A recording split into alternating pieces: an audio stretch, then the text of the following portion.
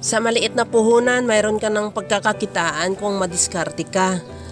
Mayroon ako ditong 500 grams na glutinous powder. Lagyan ko lang din ng brown sugar or dark brown sugar. Ihalo at lagyan ko na rin ng gata. Ihalo lang din hanggang sa matunaw yung glutinous powder at yung asukal at gamitan ko yan ng strainer. At saka ilagay na rin sa kawali at saka natin lutuin. Ituloy ang paghalo hanggang sa maluto. Pagka luto niya, malalaman mo na rin yan hanggang sa masandok mo na siya ng buo. Agaya yan sa nakikita mo sa video. Palamigin na lang yan at saka ilagay natin yan sa ating bote or canister.